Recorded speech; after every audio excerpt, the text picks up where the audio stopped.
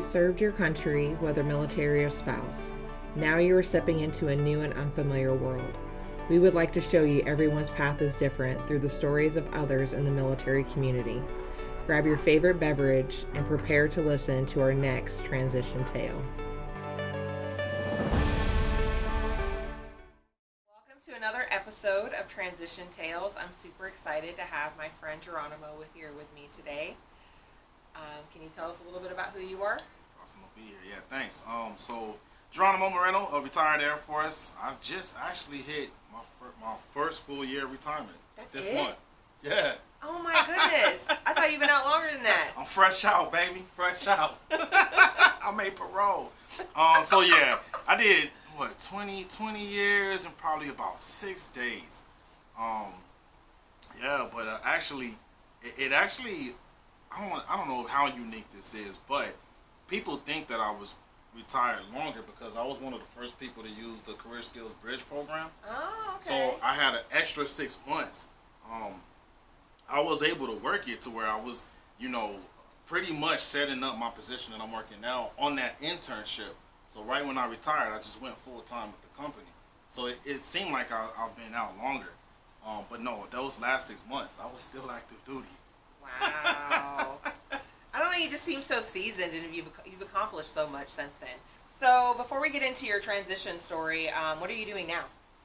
So right now I run the sales team for Dynamic Advancement, it started out a professional development company, and we've expanded into workforce development. So yeah, running the sales team, I sell training and workforce development to our customers. We specialize in IT, cybersecurity. We also do HR, project management, certification training, and now we also do the entry level for people that are trying to get in, at that entry level. So we cover all tiers from entry, mid, all the way to, specialist, expert, director level type training. Wow. So what was your transition like when you were actually getting out of the Air Force? Whew, man, it was rough. First, I want to start by saying, we were having a conversation the other day about, what did you call it? Advocating? Oh, advocating for yourself? Advocating for yourself? Yeah. It's really a story about that. So let me back it up. I started planning for my transition really about 6 years out. Wow. Because I already knew what I wanted to do. I was one of those people, because you said I seemed pretty seasoned. It's because I already had a plan. I already knew what I wanted to do. I didn't know specifically what it was going to be, but I knew the grand scheme of what I wanted to do, right? So it's funny, I was at a base getting ready to, I had 3 years left, and they sent me to a whole nother base my last 3 years. So I was like, man, that's kind of messed up. Like, it kind of disrupted my plan. But I'm like, that's not fair for whatever unit that's getting me, because they'll get 1 good year out of me that I'll just go ham and just like knock it out, right? But I already knew my last 2 years, I got to start focusing on me. And that's exactly what happened.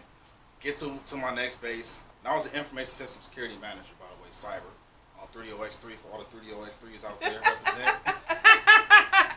I got there, I was killing it. I mean, within the first quarter, I'm winning the quarterly awards. I won the Information Dominance Award for those in cyber who know what that is. Just racking up awards as soon as I got there. But then I went to TAPS. And I tell you what, those couple of weeks I was in TAPS, when I came back, it seemed like I went from Mr. Winning all the awards to now Mr. Dirtbag. Like, it was like the whole vibe changed. It seemed like the in the air, it was like I'm no longer a team player, which really I wasn't. Like, cause no, now you were taking care of you. yeah, it turned real quick. I even had it was the type where when I went to TAP, because they recommended on the checklist 24 months out for retirees, right? They say to go twice or 3 times if you can get it in. Yeah. So my supervisor, he was like, "Oh man, you're going kind of early, huh?" And I had to tell him, "Dude, why wouldn't I go early? Like, this is my life." It was smooth up until I went to TAPS, and then that's when it started getting rocky. Trying to make sure my medical appointments were squared away, to make sure my records were looking right. Because I had some mentors that was like, hey, get your stuff right for your VA evaluation, everything. So that's what I was doing. It started getting rough. I'm talking about questions coming up, questioning me, why did I have so many appointments? And these are people that were retired GSs who's been retired. So I'm looking at them like, hey, maybe you should mentor me. You've been through this. You know why I need to go to all these appointments. Yeah, but a lot of them didn't do it, and they have that mentality of, well, I didn't have to go through all that. So why do you maybe need to it do was it? yeah, maybe I didn't look at it like that. But it was crazy. It was crazy because it got. I can understand like other veterans I see who struggle with that. I remember I've talked to like soldiers who are like 6 months out that who were thinking about maybe doing some training, but they're like, I'm gonna be in the field. I'm like, but you're 6 months out. Like maybe this training can help you with a civilian job.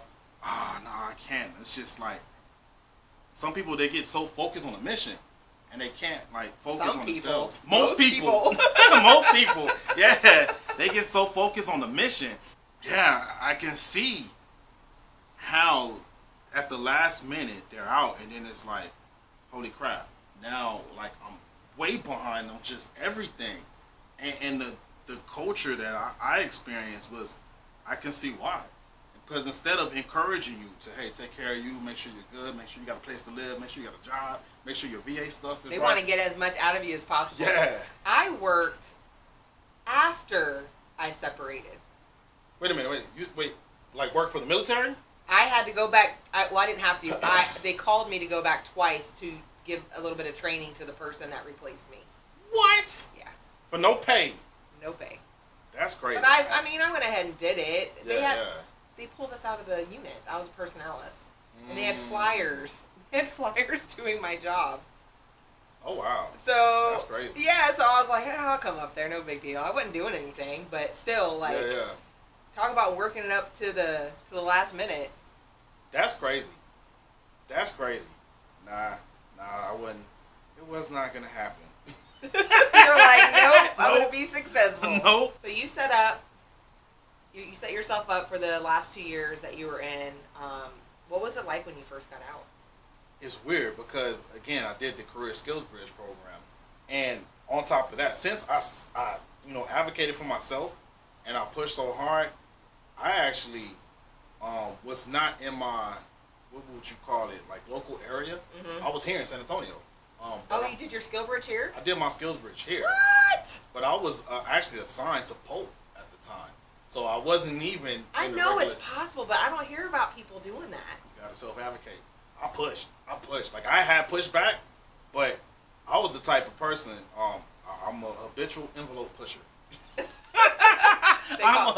call me a pot stirrer, so you push the envelope, I'll stir the pot. No, I pushed back because there was nothing in the regs that said that you couldn't do that. So I got it approved. So yeah, I was here. So again, it almost seemed like I was already out. So I kind of had that like 6 month like adjustment period to kind of help with that. I think the biggest thing was being like I guess accountable for myself, because really at first it's not like the military, right? That, and I think one of the biggest adjustments I've had to have, because I got into like an executive position like as soon as I got out, and I think one of the things I've had a issue with adjusting is, you know how in the Air Force they teach you like, even if you have a dirt bag, you gotta try to like mold that dirt bag and turn that dirt bag to a winner, right? Yeah. Immediately. Immediately. So I've had people who maybe was not a good fit for the company working for me, but the trainer that I had internally make them fit. You're trying to make them fit, and that doesn't work the same in the private sector, because now you get to a point where you're losing money, but I'm hardwired to continue to try to get it to work, to the point to where like this person is just not a good fit, period. But when I had to let these people go, I felt bad. Well, you were actually doing a disservice trying to get them to fit, if you really think about it. If they didn't fit into the culture or the type of work that it is, and knowing you, I'm pretty sure you didn't just walk up to them and fire them. No. Like, No. they got something out of it. They had to have gotten at least some mentorship, some guidance. Maybe you might say you might have known what they would have been better fit for and relayed that to them. So it's not like you were just like cold hearted. No, yeah, chucked them the deuces. No. I think that's the biggest like adjustment I've had to make, and I'm still making, because I'm reading books and stuff about management and like talent management, and in these books it straight up tells you have to have those hard talks. You have to have them early, and then what's the phrase? You either coach up or coach out, which not so much in the military. You coach, and then separate them, and then So I think that's what I'm still working on, is getting more comfortable with that whole coach up or coach out framework, if you will. Okay. Yeah. So you didn't like have a lot of people talk about the challenges of not wearing the uniform anymore, or the lack of structure. Like you didn't have any challenges like that when you got out. No, I guess for me, because I went straight to like a director position, I was in a role I had to create that structure. Like it's like going to let's say you're the first person to a shop and you got to create the SOPs and stuff like that. Was me. Oh, I love that. So I didn't have too hard of a problem with that, because I had to create that structure. So and I had to use everything we learned.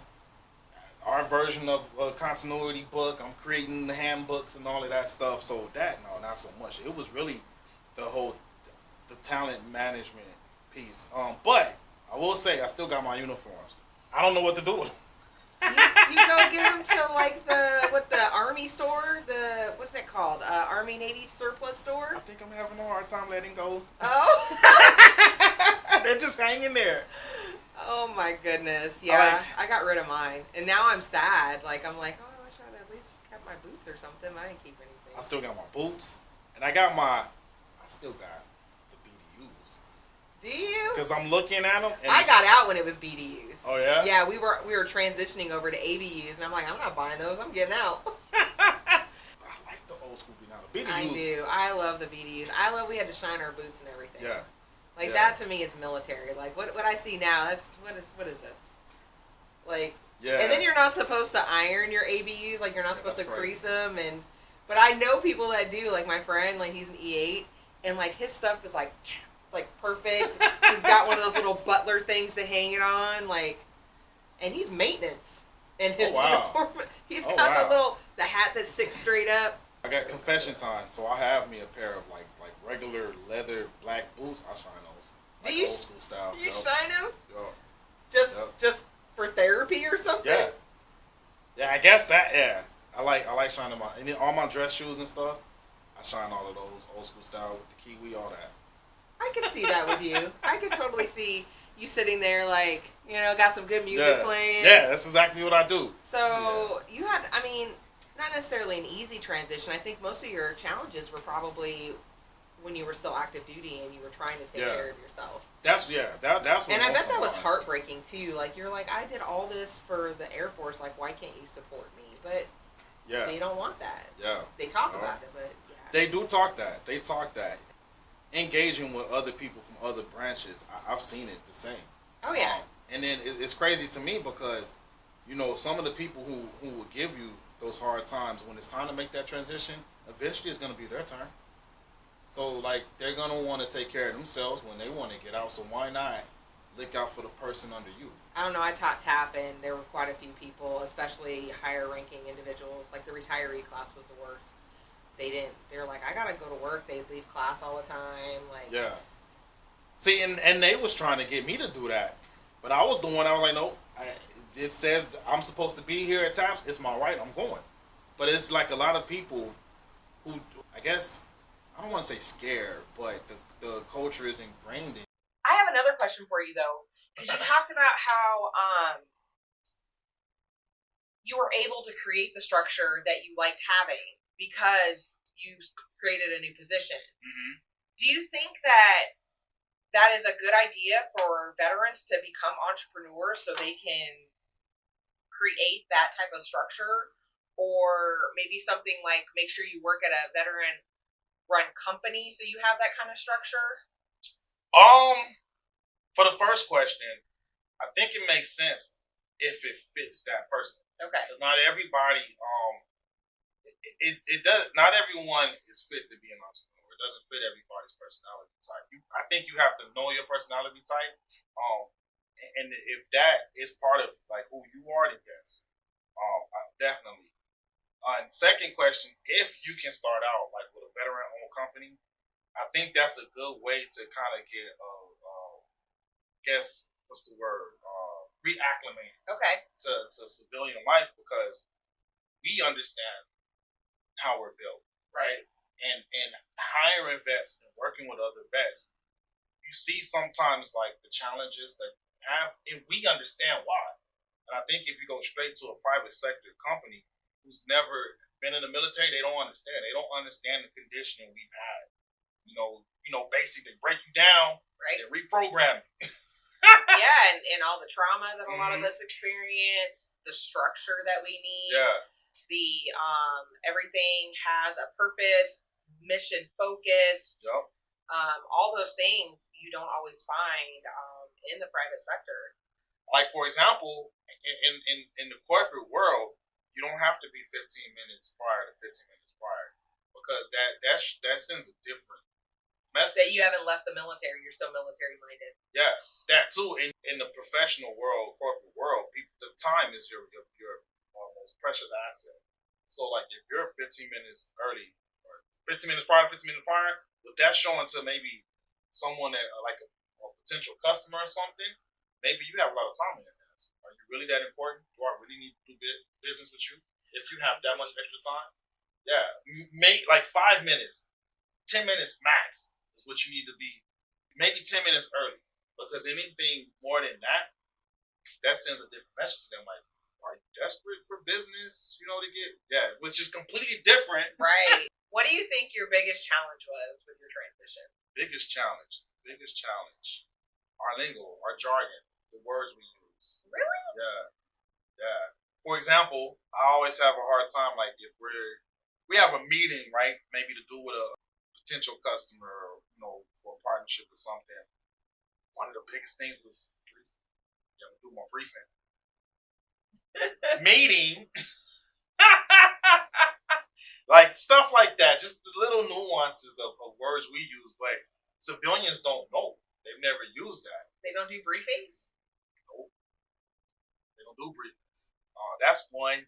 I think that's probably one of the biggest ones that I could think of off top is like a briefing. Just different, jargon we use, we get it. But when you're working with predominantly civilians, that's never that. See, I was always on government contracts. Mm-hmm. So those people on the contracts needed to learn from me so they can speak to the service members. Yeah. So, yeah, I guess I never had to change that. Just because, and also, too, teaching classes. I've taught some of the classes that we run. If you have students that never been affiliated with the military, if you use too much military jargon, they're spaced out like, well. So yeah, trying to learn how to, I guess, talk civilian. Yeah, we talk about that in TAP, but I've never experienced that. It's real. Maybe that's why I just go ahead and stay within my community. I'm comfortable here. So, what would be some advice that you would give to others that are transitioning out of the military? What would be your best advice? I like to tell soldiers, service members about to transition, hey, you are your number one mission now. So I know that's how we all think, right? We're about the mission. And if they can, accept it that, hey, you are the mission now. I think that's the biggest advice. Be your number one advocate. You may have to go against the grain like I did, because I went against the grain. I had to. And on the other side of it, I got the disability rating I wanted. Like, I'm doing the job I wanted. Everything on this side of the fence worked in my favor. But I had to go against the grain to get that. For 2 years. Like, I'm talking about, I had threats. I was being told stuff like, hey, we know you're in sanctuary, and it's hard to kick you out, but we can definitely make your life miserable. I was told stuff like that. And I know most people probably won't have the cojones, if you will, to just accept that. Like it's cool. My response was bring it on, and I'm glad I did that because on the other side, I'm good, really. So you got to be about you and accept that you are your number one mission because once you leave those gates, the mission continues. Like yeah, a lot of us don't like to think that, but you're right. Like you die, they don't care. Mm-hmm. Yep. Whether it continues as well as you did it, not the problem. Nope. It's gonna happen. So yeah, I can totally see that. That's my number one message to anyone else. You know, within that 2 year mark, if you get started a year out, you're too late. You're too late. I also think that for you, like you knew what you wanted to do. Mm-hmm. Not a lot of people do. So I think. Ooh, good point. That's figure out what you want to do. That's another one. No, I would say number one, be your own advocate. Number two, you have to know what you want to do. Or if not, you'll be all over the place. Yeah. Just all over the place, having 25 different resumes because you're applying for 25 different types of jobs just to see which one you want to do. And if you don't like that one, you'll go to another one. Yeah, that's key. You need to were make very a decision. laser. Yeah, you were very laser. Yeah, focused. Make a decision. Know what you want to do and move with intent. You have to move it. Like you're right. Yeah, move with intent. Move with intent. That's going to be a graphic on my social media. No, you have to because, like you said, I was able to be laser focused because I knew what I wanted to do, and everything I did was in line with that. Like I knew I wanted to. If I wasn't gonna be the one, the visionary who started the company, I wanted to be a part of building it. Right. So everything I did fell in line with that. I got a business bachelor's degree. I got a master's degree in my specialty that I could leverage to get a director position. I got the certifications I needed. You know what I'm saying? I had the resume, like you said, that was focused in what I was doing. And the opportunities that, were offered to me, they were all aligned. But if you're chaotic. I had no idea what I wanted to do when I grew up. I tried so many different things. So yeah, I think it's important to know your passion and your purpose.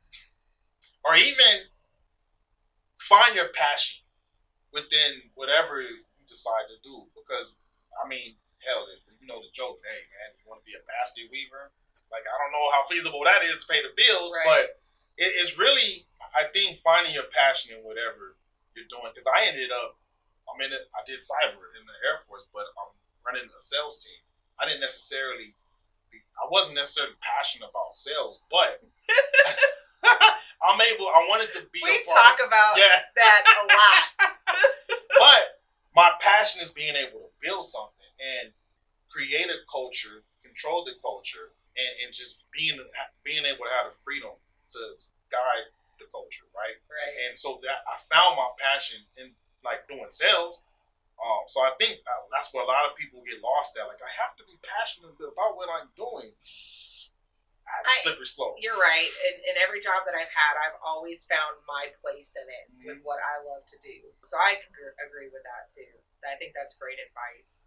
But make a decision. Yeah. Make a decision at least and stick with it and go. And maybe, basketball is your thing. And, you could probably make it work. I know someone who worked at a quilting store, made good money.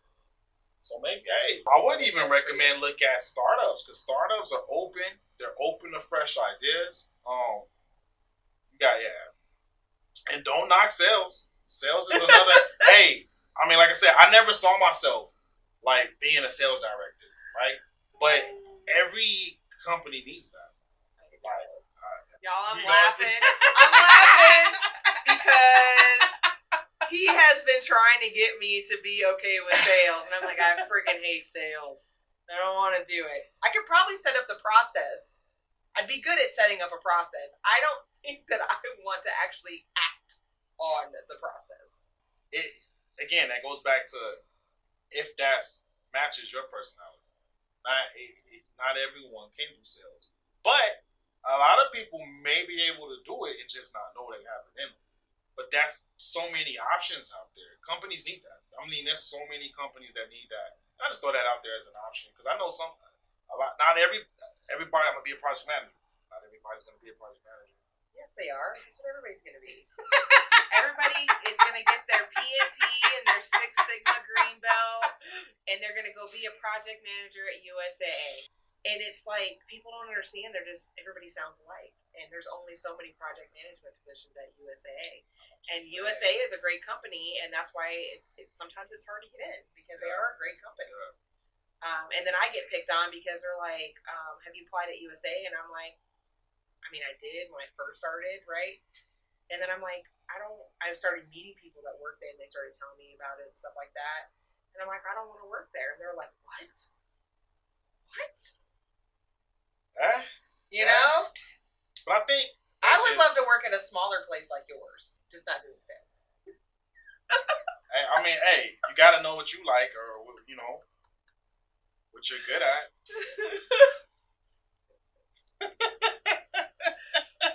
All right. So this has been another episode of Transition Tales. I really love doing this podcast. I'm afraid that people are going to start thinking that I'm biased towards the Air Force, because I think your guest, 1, 2, 3, 4, 5, your guest number 5, and they've all been Air Force. It's Army loves. I've asked Army. Still waiting for them to sign up. A lot of people. I got a guy. I'm gonna send to you. Okay, you got a guy. Okay, yeah. We'll try to get a soldier on here. Any sailors out there, Marines? Hey, I'll even take some coasties. I know they're homeland now, but I'll take a couple coasties on here. So it's been great. Thank you, Geronimo, so much for coming out and doing this with me. We have so much fun when we hang out together. Oh, yeah. Do you have any final words? You know what? I know I'm talking to a lot of people that are getting in that transition time frame, and there's always a lot of doubt. And one of my favorite sayings ever, just period, is the person who believes you can and the person who believes they can't, they're both right. I just encourage you to be the person that believes that you can. That's amazing. I love quotes. Yeah. That's something else we have in common. We both love quotes. See you guys next time. Deuces.